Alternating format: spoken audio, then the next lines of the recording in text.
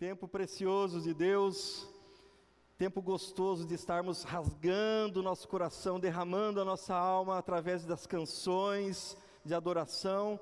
E agora nós vamos meditar na palavra do Senhor, e o meu desejo e a minha oração é que Deus fale ao seu coração, assim como nós vimos nossos irmãos falando aqui no vídeo, que Deus fale fortemente ao seu coração. Sim, amém por isso. Por isso, abra seu coração, não se distraia, né? Não deixe nada atrapalhar aquilo que Deus quer fazer na sua vida nessa noite. Eu quero saudar também a todos que nos visitam pela primeira vez aqui nessa noite, nesse culto, e eu quero fazer um convite para você. Não vá embora tão depressa, sem antes passar ali no espaço acolher, naquele cantinho ali, todo cheio de plantinha, tudo arrumadinho, porque nós queremos dar um presente para você, aí comemorando a sua visita, a sua primeira vez conosco. É um tempo muito precioso, você é muito importante para nós, e queremos presentear a sua vida com um lembrete aí, com um presente bem abençoador para a sua vida, que queremos dar para você. Então não vá embora tão depressa assim, vamos tomar um cafezinho depois lá, bater um papo bem gostoso, para a gente se conhecer melhor. Queridos, nós estamos na nossa série, nessa noite, as orações que ninguém gostaria de fazer. Nós já vimos algumas orações aí no decorrer dessa série, e hoje eu queria estar falando especificamente de uma. Nós fazemos oração mais ou menos parecida com essa, mas o meu desejo é que você, ao sair daqui hoje, você possa fazer essa oração, talvez que ninguém deseja, mas que muitas vezes é tão necessária para a gente. Para isso, queridos, nós vamos meditar na palavra de Deus, no texto lá do Salmo 51, versículos 1 a 5, é o texto que nós vamos meditar. Salmos 51, versículos 1 a 5, você pode acompanhar aí na sua Bíblia, no seu aplicativo, ou aqui na tela, ou às vezes escutando, como for melhor para você prestar atenção e não perder nenhum detalhe daquilo que Deus quer falar ao seu coração nessa noite. Salmos 51, versículos 1 a 5, assim diz a palavra do Senhor para nós nessa noite: Compadece-te de mim, ó Deus, segundo a tua benignidade, e segundo a multidão das tuas misericórdias, apaga as minhas transgressões. Lava-me completamente da minha iniquidade e purifica-me do meu pecado, pois eu conheço as minhas transgressões e o meu pecado está sempre diante de mim.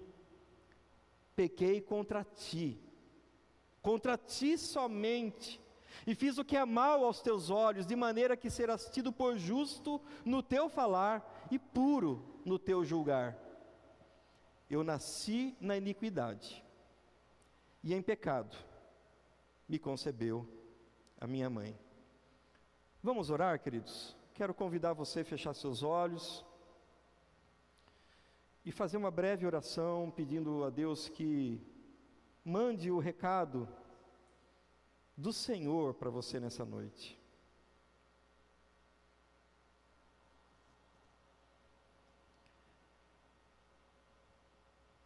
Deus bendito, Deus eterno, Deus rico em misericórdia e graça.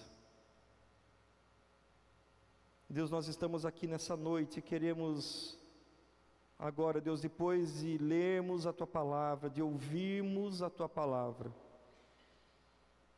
nós queremos, ó Deus, ouvir a Tua voz. E eu peço, Deus, fala conosco, Deus. Deus, eu me coloco nas Tuas mãos e peço que o Senhor use a minha vida.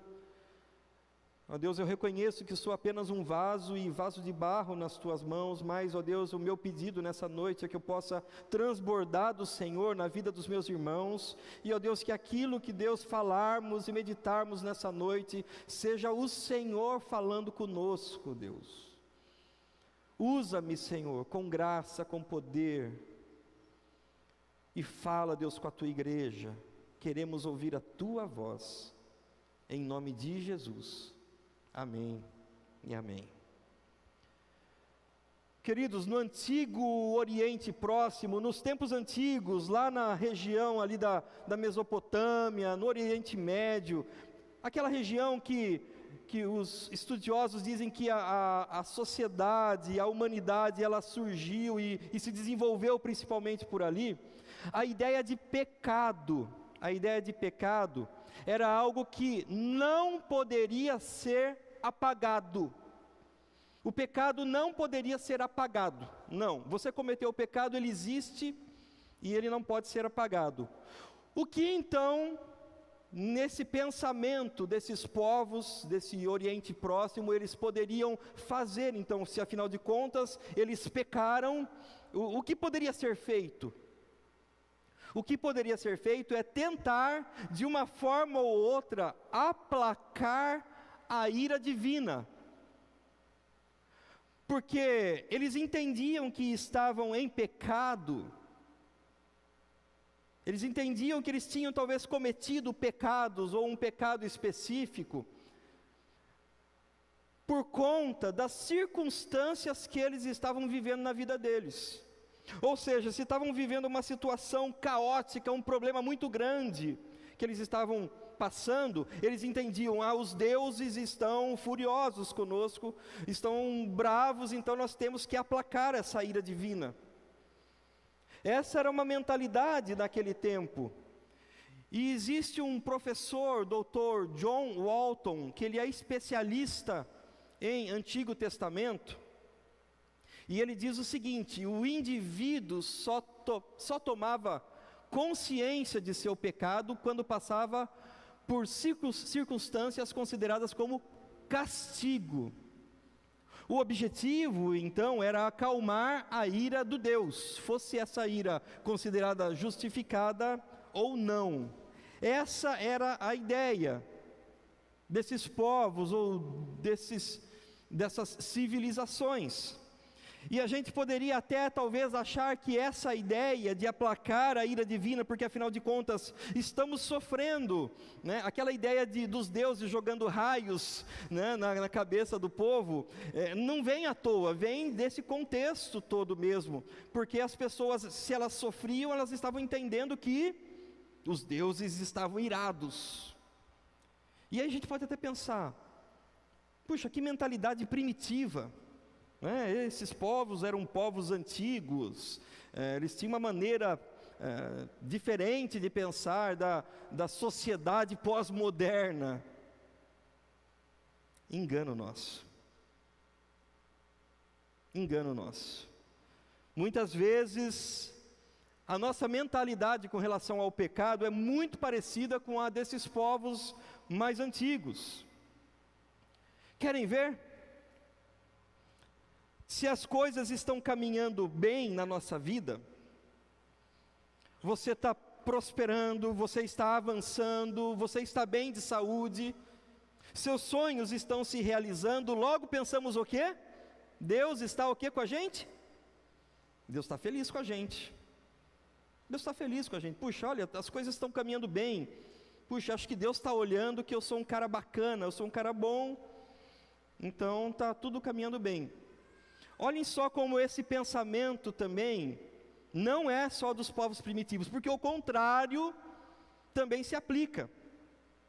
E muitas vezes nós pensamos o quê? Puxa, nós estamos passando uma fase muito difícil. Puxa, estou passando por enfermidade. As coisas do meu trabalho não estão bem. Minha família está toda bagunçada. Estou passando por crise financeira. E aí a gente começa a vivenciar e a de repente olhar para as circunstâncias que nos rodeiam. E logo pensamos o quê? Deus está irado. E aí nós pensamos da mesma forma como os povos antigos pensavam, nós pensamos em quê? Em tentar aplacar a ira divina. Mas como que nós fazemos nos tempos modernos? Nós vamos tentar aplacar a ira divina. Puxa, as coisas não estão caminhando bem. Ou alguns podem até pensar, não, está tudo bem, só que para que continue tudo bem, a gente tem que continuar oferecendo o quê? Sacrifícios, como eles faziam antigamente. Ofereciam sacrifícios aos deuses para tentar aplacar a ira divina. Nós mudamos um pouquinho o nome das coisas, e para tentar manter que as coisas permaneçam tudo bem, ou para tentar, falar assim, puxa, as coisas estão tão mal, o que a gente faz hoje? Esses sacrifícios são transformados em quê? Muitas vezes em atividades da igreja. Eu preciso ir mais na igreja, por isso que está dando tudo errado na minha vida.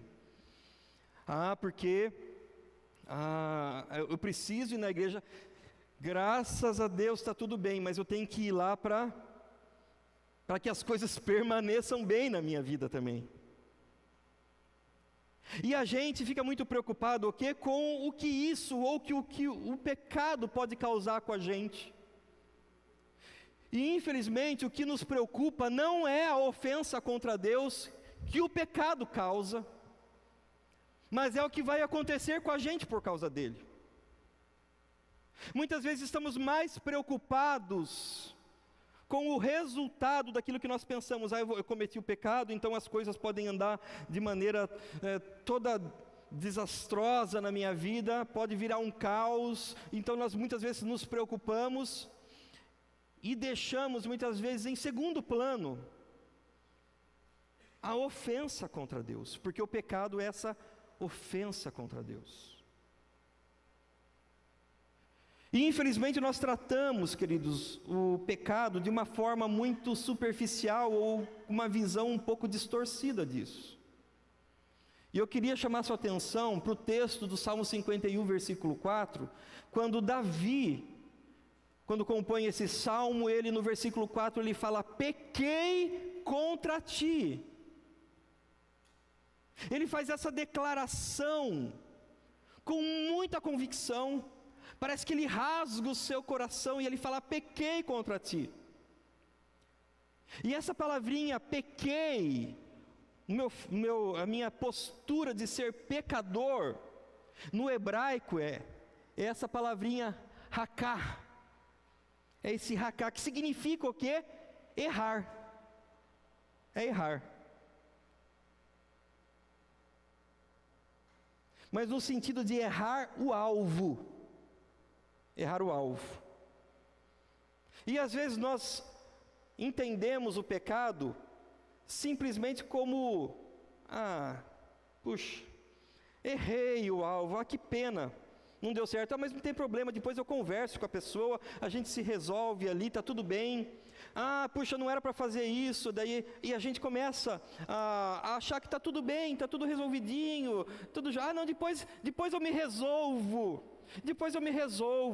e a gente começa a trazer isso para a nossa vida em todos os aspectos, e a gente pensa que com Deus depois eu me resolvo com Deus, depois eu vou lá na igreja, eu vou ser um voluntário, eu vou me envolver, eu vou participar de um PG, eu vou assistir todos os cultos, e se o pastor pedir ajuda em alguma coisa, eu vou dar meu nome, daí eu me resolvo com Deus.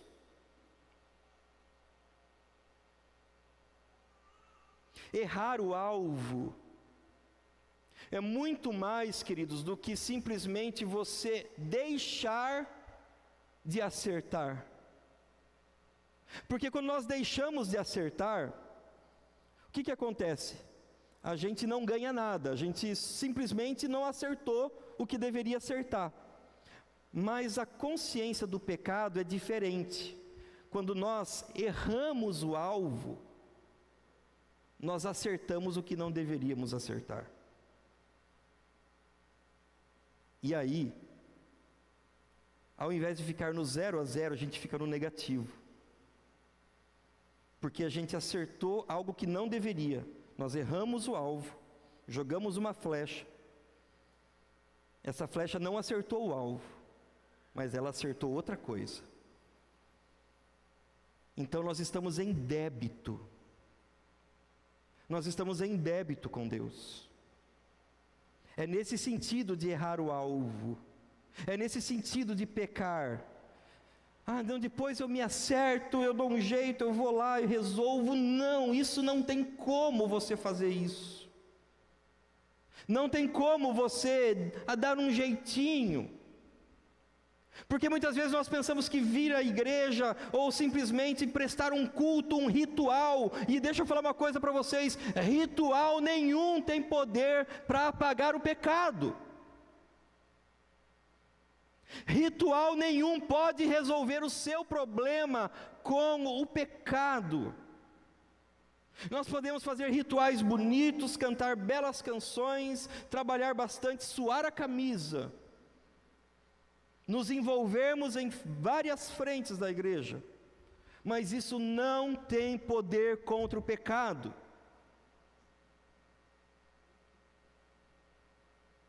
E aí o salmista continua: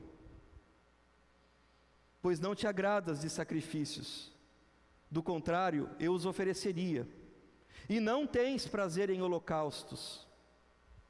O Senhor não está procurando, queridos, sacrifícios nem holocaustos. Não adianta querer fazer isso ou aquilo para tentar, entre aspas, aplacar a ira divina.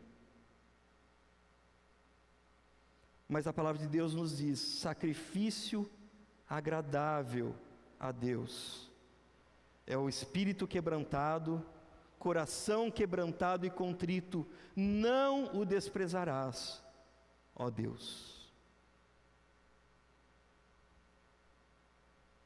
Não é você cumprir um ritual, não é você oferecer holocaustos, mas é o seu coração diante de Deus. Coração quebrantado e contrito, o Senhor não despreza. Nesse salmo aprendemos que Deus quer tratar o meu e o seu coração. É aí que Deus queria trabalhar na vida de Davi.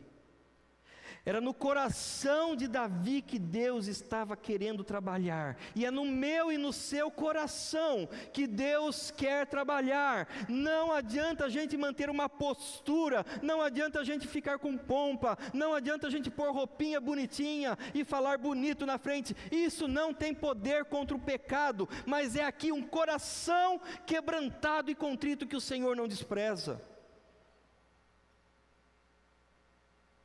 O Senhor não despreza um coração assim.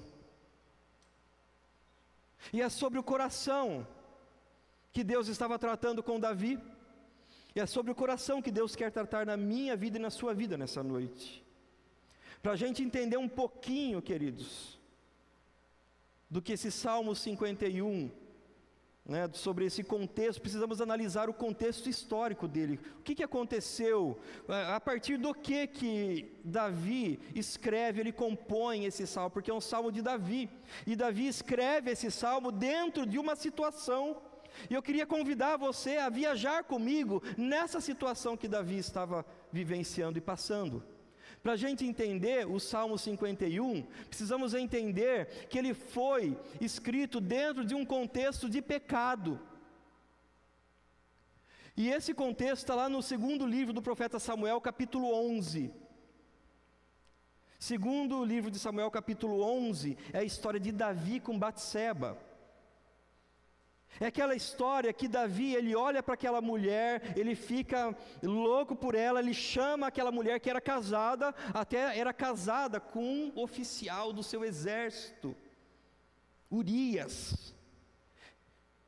E olha só que coisa, a história, ele conta o seguinte, que segundo Samuel 11 fala, que no tempo em que os reis saíam para as guerras, Davi estava no palácio, passeando belo e formoso no terraço do palácio. Era tempo de ele estar guerreando, não era tempo de estar passeando. E porque ele não estava cumprindo o que era para fazer no tempo certo, ele caiu em pecado. E muitas vezes na nossa vida também é tempo muitas vezes da gente guerrear, não é tempo da gente ficar curtindo e passeando. E foi o que aconteceu com Davi. Ele estava lá na varanda, ele viu aquela mulher, desejou, aquela mulher, chamou para o palácio, enquanto seu marido estava na guerra, e ali eles cometeram adultério. Davi comete adultério, só que para tentar engambelar a história, para tentar dar um jeitinho, porque afinal de contas Batseba fica grávida. O que acontece? Ele fala: mandem Urias, que era o marido de Batseba, para a frente de batalha, para que ele morra. E Urias foi e morreu. Davi pelo menos cometeu 2 pecados aí, nessa situação: adultério e assassinato. E Davi estava vivendo a sua vida. Batseba foi morar no palácio. Só que Deus queria alcançar o coração de Davi. Talvez para Davi, ele tivesse meio distraído, mas Deus queria trabalhar no coração de Davi. E aí entra o confronto, que Deus vai atrás de Davi. E Deus usa o seu profeta, um homem chamado Natã, um profeta, o profeta de Deus, que vai confrontar Davi. Davi então comete esse pecado, daí vem o profeta e chega lá para Davi, Davi, ó rei. Daí Davi olha para o profeta Natã, e o profeta Natã chega e vira para ele: Davi, numa certa cidade existiam 2 homens, Davi, 2 homens, um muito rico, um homem muito rico, ele possuía muitas ovelhas, muito gado, era um homem muito rico, ele era abastado, tinha tantas coisas esse homem, mas também nessa cidade tinha um homem muito pobrezinho, Davi. E Davi lá escutando a história do profeta Natã, tinha um homem muito pobrezinho, e esse homem tinha uma cordeirinha apenas, o outro era rico, tinha várias, mas esse homem tinha uma cordeirinha apenas. Ele cuidava como se fosse um animalzinho de estimação, ele dava comida da mesa dele para essa cordeirinha, dormia junto com seus filhos ali, era um animalzinho de dentro de casa essa cordeirinha, e ele cuidava com tanto carinho dessa cordeirinha. Só que certo dia, Davi, chegou um viajante nessa cidade, e aquele homem rico foi receber esse viajante e foi dar um jantar para ele.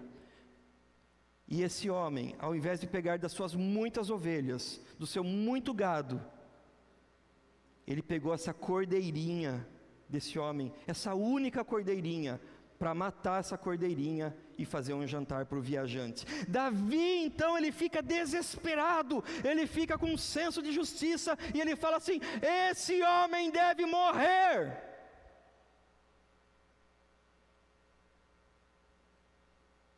Esse homem deve morrer. E ainda deve restituir 4 vezes mais. E o profeta Natã aponta o dedo na cara de Davi: esse homem é você.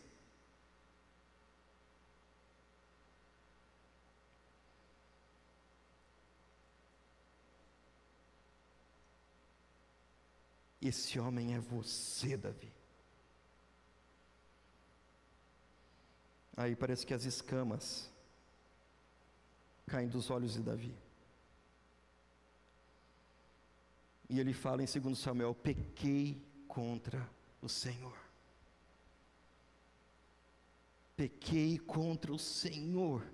Eu fico imaginando talvez aquele homem caindo de joelhos. Pequei contra o Senhor. E o profeta Natã vai e fala tudo que o Senhor mandou ele falar. E Davi, depois de receber essa palavra, ele vai, e aí, ele escreve, ele compõe o Salmo 51.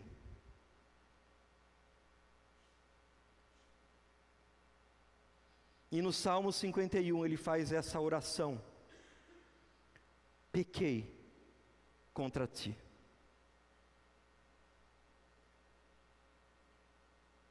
Pequei contra ti.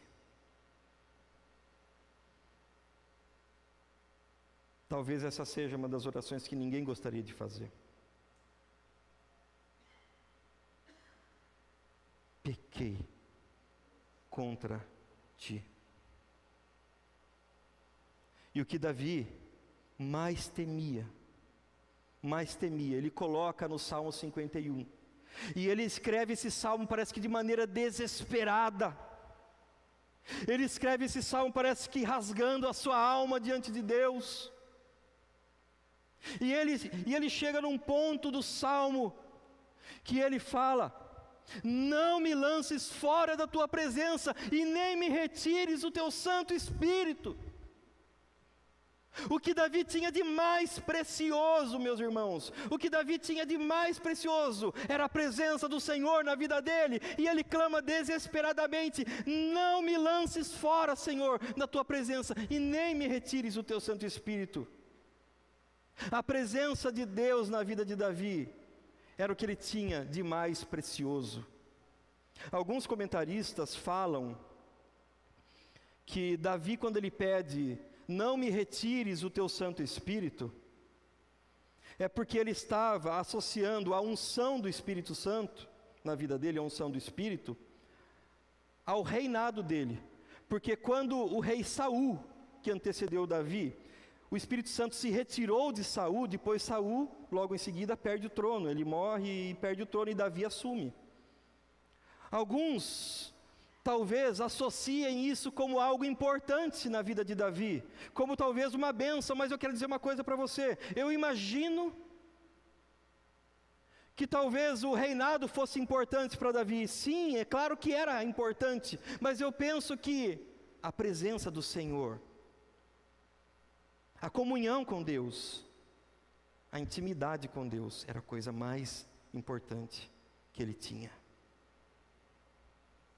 O maior prejuízo do pecado não é perdermos as bênçãos,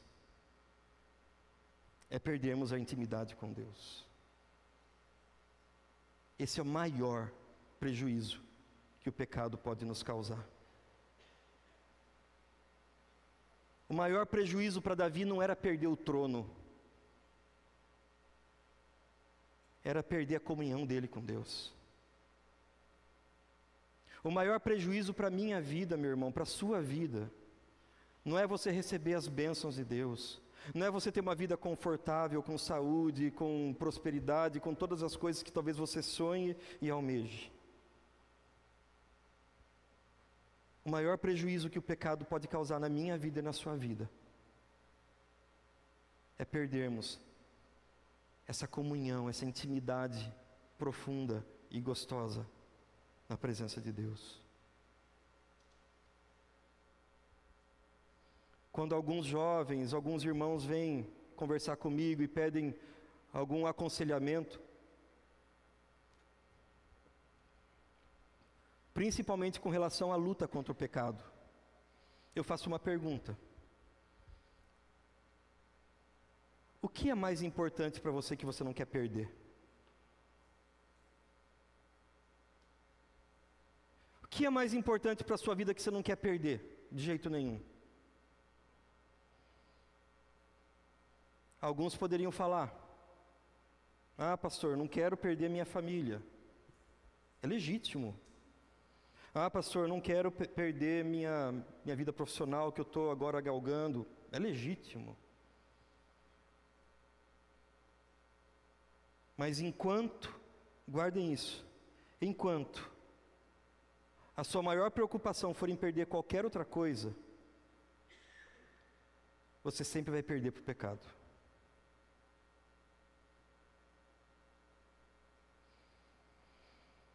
Nós só vamos conseguir ter forças para vencer o pecado se o Senhor for o nosso bem mais precioso e a gente não quiser perder a comunhão com Ele.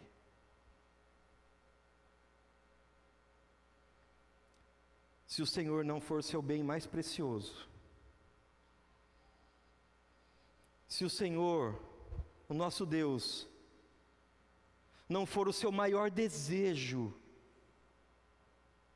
aí seremos alvos fáceis do pecado. Quando nós pecamos e desejamos o Senhor mais do que tudo, sentimos como O próprio Davi sentiu: Senhor, não me repulses da tua presença, nem me retire, porque aquilo era o que ele tinha de mais precioso.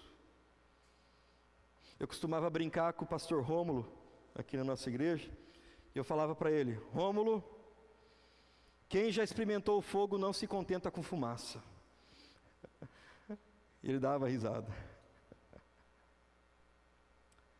Quem já experimentou da presença de Deus, da comunhão profunda com Deus, não vai se contentar com qualquer outra coisa que esse mundo pode oferecer. A presença de Deus é o que temos de mais importante. E foi justamente essa comunhão, essa intimidade e essa presença que foi perdida numa tarde de sexta-feira, às 3 horas da tarde. O Senhor Jesus Cristo, do alto da cruz, Ele dá um grito e Ele brada: Deus meu, por que me desamparaste? Por que o Senhor me abandonou, Pai? O Senhor Jesus estava carregando o pecado de Davi. O Senhor Jesus estava carregando o pecado desse que vos fala. O Senhor Jesus estava carregando o seu pecado. O que Davi mais temia, que era perder essa comunhão, essa presença, a presença doce do Espírito Santo na vida dele, foi justamente o que o Senhor Jesus experimentou, porque carregou o nosso pecado. Jesus, Ele experimentou o abandono do Pai, para que eu e você não sejamos nunca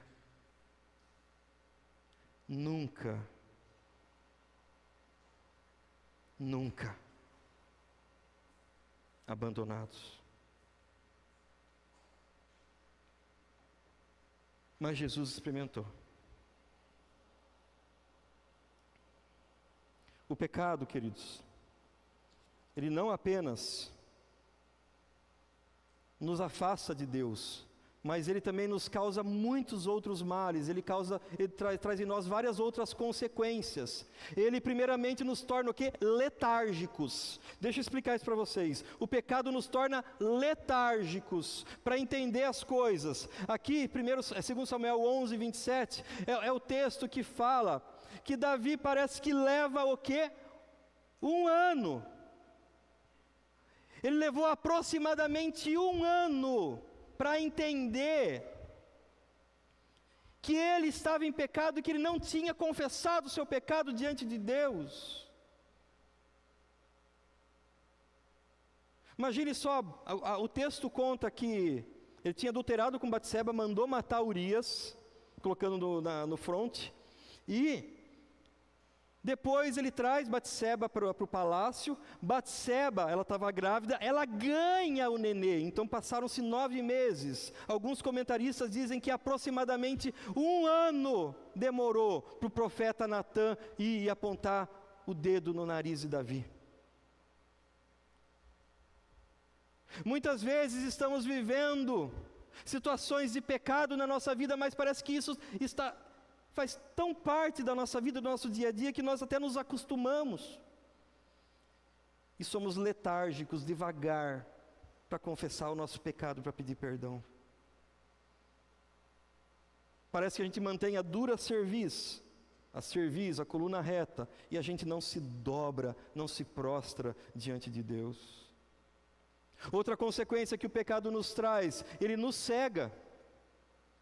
Quando o profeta Natã chega para Davi e fala assim: olha só essa história, Davi. E Davi parece que começa a ficar irado no coração. E daí Davi chega e fala assim: esse homem tem que morrer. Davi estava cheio de justiça própria. Davi estava achando que ele estava todo cheio da razão. Só que ele estava cego. Ele não percebeu que aquele homem era ele mesmo. pecado nos cega. E a gente às vezes se acha o dono da razão. A gente acha que a gente entende das coisas.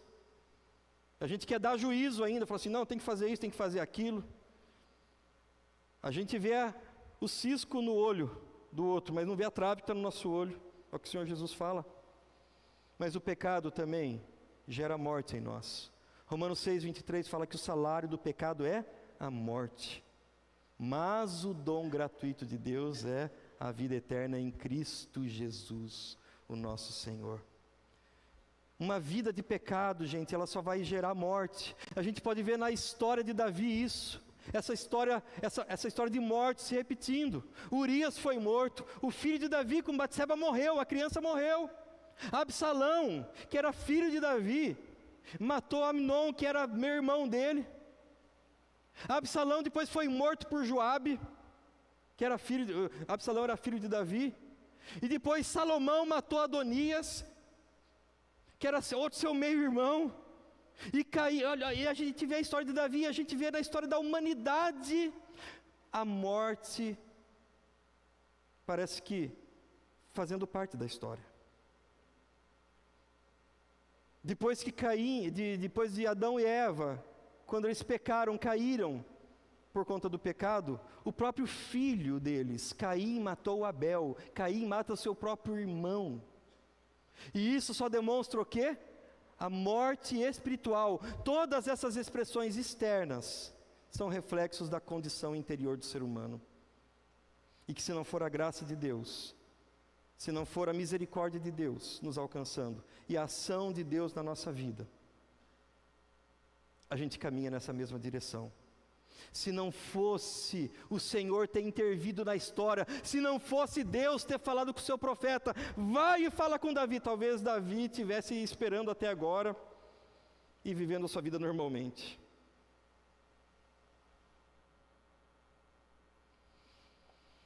O pecado nos afasta de Deus, mas também gera muitas consequências ruins. Mas para que a graça de Deus, que alcançou a vida de Davi, essa misericórdia de Deus que inundou a vida desse homem, pecador, sim, pecador, mas possa também inundar a minha vida e a sua vida. Nós precisamos aprender com Davi algumas coisas que esse salmo nos ensina. Nós precisamos, em primeiro lugar, reconhecer a nossa condição de pecador. Em primeiro lugar, queridos, nós precisamos entender que nós somos pecadores. Olha só o que Salmo 51, versículos 1 e 2, o começo aqui do Salmo fala: compadece-te de mim, ó Deus, segundo a tua benignidade e segundo a multidão das tuas misericórdias, apaga as minhas transgressões. Eu deixei até em negrito transgressões aqui. Depois ele fala: lava-me completamente da minha, o quê? Iniquidade. E purifica-me do meu pecado. Davi, ele entende qual a condição dele. Ele entende que ele era um pecador, que ele transgredia a lei de Deus, que ele agia com iniquidade e que ele praticava o pecado. Ele precisava reconhecer a sua condição. E muitas vezes nós nos achamos bons demais. Não, está tudo bem, eu sou uma pessoa boa, E aí a gente deixa de experimentar a graça e a misericórdia de Deus, porque a gente confia muito na nossa justiça própria. A gente confia no que nós estamos vendo ou sentindo naquele momento. E quantos de nós muitas vezes temos sido guiados por sentimentos? Eu digo uma coisa para você: pior roubada, queridos, é confiar em sentimentos. Tem aqueles filmes, né? Eu falo isso para a moçada, o pessoal dá risada. Aqueles filmes que, aquela cena bonita, aquela paisagem linda de fundo, daí uma mocinha abrindo o coração e querendo se declarar, e de repente chega um mocinho bonito, aquele vento batendo no cabelo do mocinho, que eu não poderia participar dessa cena, né? Levantando o cabelo do mocinho, assim, aquela brisa do mar, e o mocinho vira para a mocinha: siga o seu coração. E a gente começa a chorar, que acha lindo, siga o seu coração. Pior roubada. seguir o nosso coração. A palavra de Deus fala que nosso coração é enganoso o coração do homem, e desesperadamente corrupto, mais do que todas as coisas. Então seguir o coração é seguir o engano, seguir as nossas emoções é seguir o engano. Por isso nós precisamos seguir a palavra de Deus, reconhecer a nossa condição de pecador. Nós somos pecadores, e entendermos que essa é uma condição nossa. Precisamos lutar sempre contra o pecado. Mas a segunda lição que eu quero trazer para vocês do texto da palavra de Deus é que precisamos confessar o pecado cometido. Versículo 3 fala: pois eu conheço as minhas transgressões e o meu pecado está sempre diante de mim. Deixa eu falar uma coisa para vocês, queridos. Eu não sei se vocês já fizeram isso. Eu vou confessar um pecado. A gente está falando de pecado hoje, né? Eu vou confessar um pecado para os irmãos aqui. Falando de confessar, estou confessando aqui. Eu já fiz várias vezes, e às vezes ainda me pego. Senhor, perdoa a multidão dos meus pecados.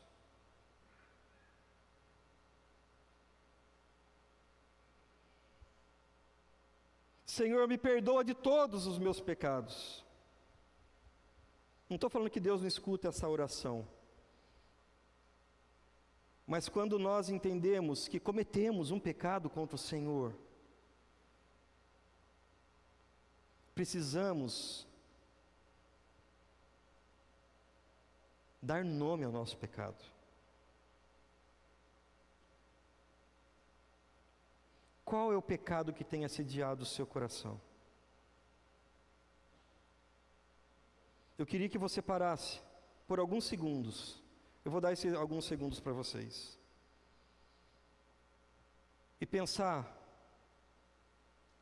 E pedir para você pensar agora um pouquinho. Quais são os pecados que você precisa dar nome?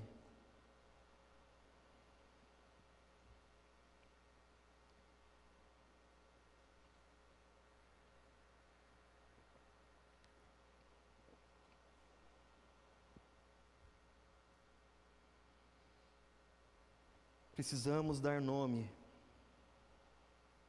aos nossos pecados. Você pode fazer esse exercício quando você chegar na sua casa hoje à noite.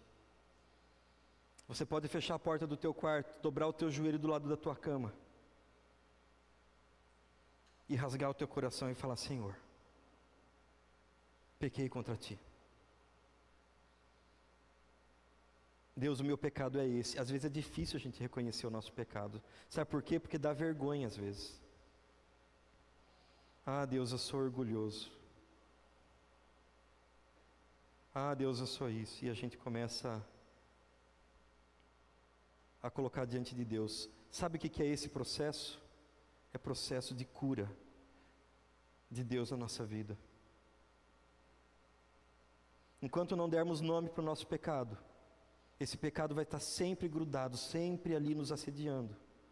Mas enquanto dermos nome para o nosso pecado, quando começarmos a dar nome para ele, esse pecado vai ser que nem o que Davi fala: o meu pecado está sempre diante de mim.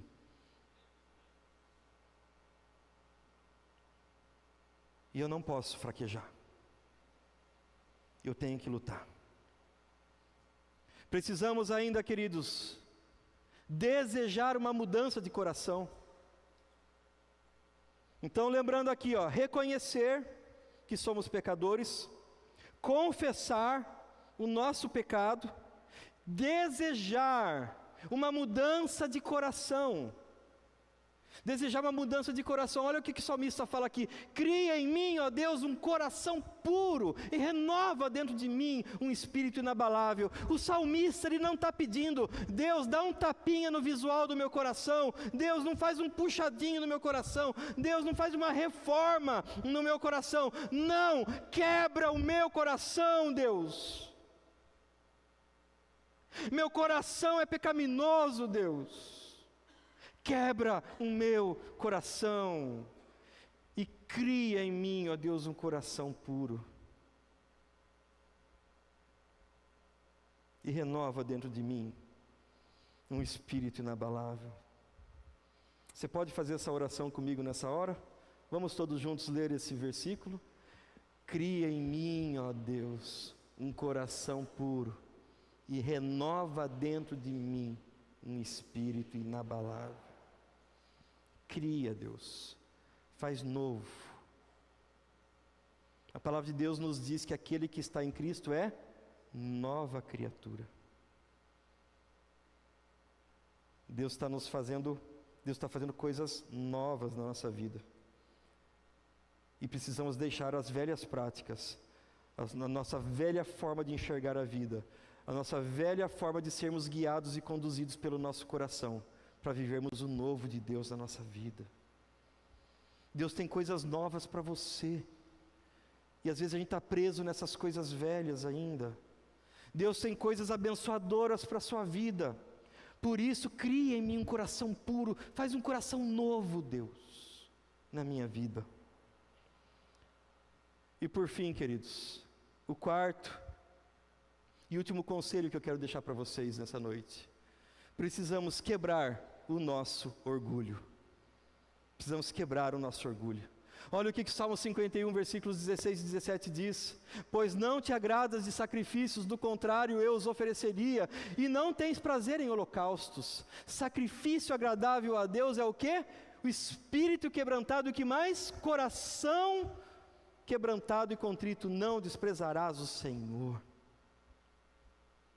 Sabe o que é quebrar o nosso orgulho? É se humilhar na presença de Deus.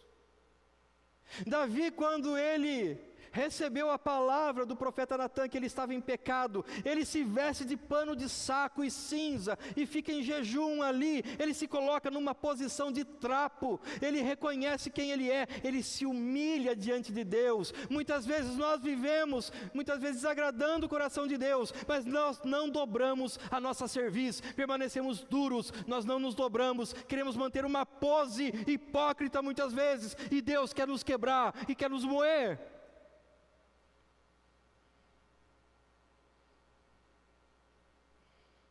Precisamos aprender com Davi a nos dobrar, a nos quebrar diante de Deus.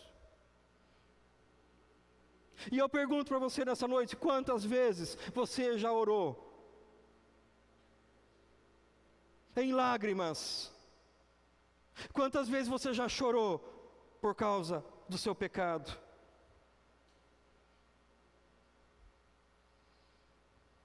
Quebrantar o coração, quebrar o nosso orgulho, entender que nós não podemos fazer nada, dependemos da graça de Deus. Dependemos da graça de Deus. Muitas vezes a gente pensa, tem o coração orgulhoso, por isso que Davi escreve aqui: o Senhor não se agrada de sacrifícios, holocaustos, ofertas queimadas, tal. O Senhor não tem prazer nessas coisas. Sabe por quê? Porque senão a gente faria a oferta, entregaria lá o sacrifício, e a gente fala assim: resolvi o meu problema. A gente não resolve dessa forma.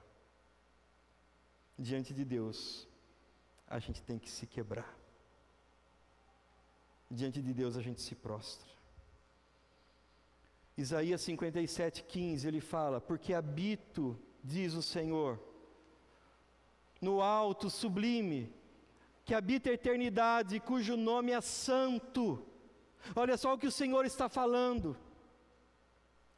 O Senhor, aquele que habita o lugar alto, o lugar sublime, o lugar das alturas. Ele diz: habito o alto e santo lugar, mas habito também com o contrito e abatido de espírito, para vivificar o espírito dos abatidos e vivificar o coração dos contritos.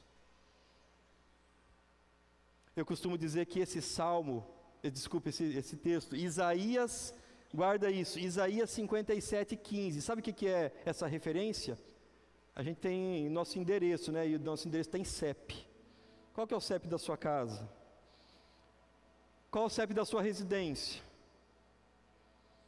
Onde você mora? Meu número é 18.000, meu CEP. Qual que é o CEP de Deus? CEP de Deus, Isaías 57:15. Habito no lugar santo, no lugar alto e sublime. Mas eu habito também com o contrito, com o abatido de espírito, com o quebrantado. Eu habito também com aquele que se humilha. Eu habito também naquele que se coloca na posição de humilhação diante de Deus. Davi, ele tinha medo. Ele mais temia perder a presença de Deus na sua vida. Mas o profeta Isaías fala: não. Porque se você está contrito, Davi, se você está abatido por causa do seu pecado, o Senhor habita com você. Lá o Senhor está para vivificar os abatidos e vivificar o coração dos contritos. O Senhor não rejeita, o Senhor não desvia o seu olhar de corações quebrantados, de corações contritos.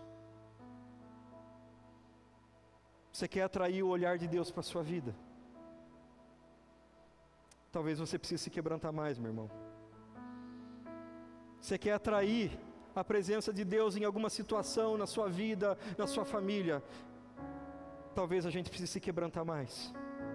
Quebrar o nosso coração, quebrar o nosso orgulho, quebrar a nossa vaidade. E se entregar diante de Deus. Falar: Senhor, o Senhor é tudo que eu tenho. Tem misericórdia de mim, Senhor. Tem misericórdia. Sacrifício agradável a Deus é o espírito quebrantado. Coração quebrantado e contrito, o Senhor não desprezará. O Senhor não despreza. Davi temia tanto se afastar da presença de Deus, mas o coração quebrantado dele atraía o olhar de Deus para a vida dele.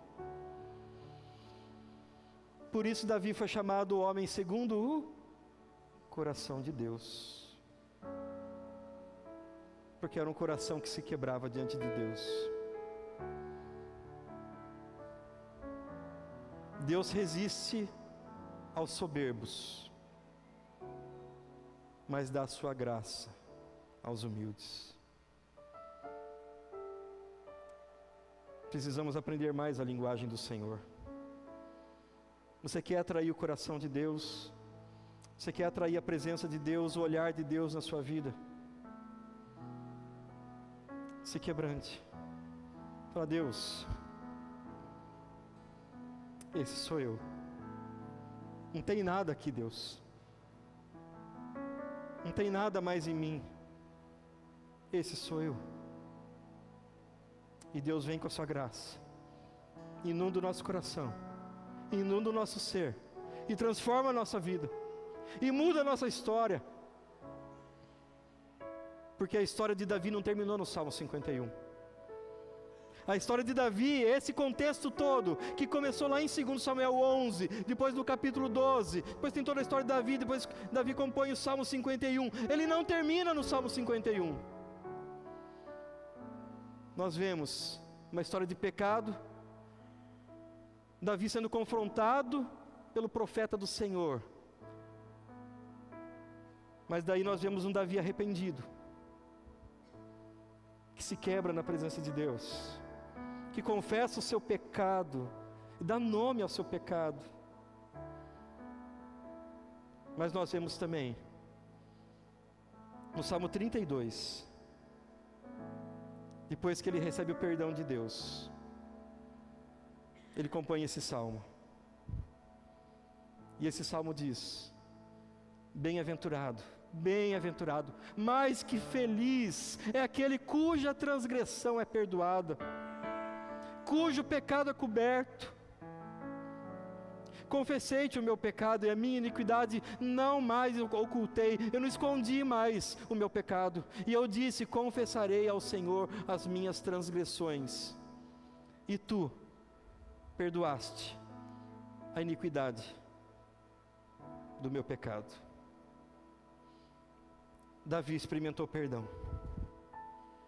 E você pode experimentar esse perdão na sua vida. Você pode experimentar dessa graça de Deus também na sua vida.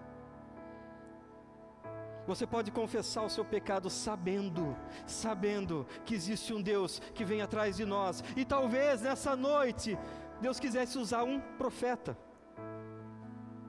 assim como usou na vida de Davi e Natã,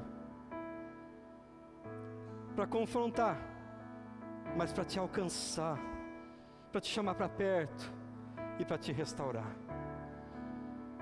Quero convidar você nessa hora a cantar essa canção. Vamos nos colocar em pé.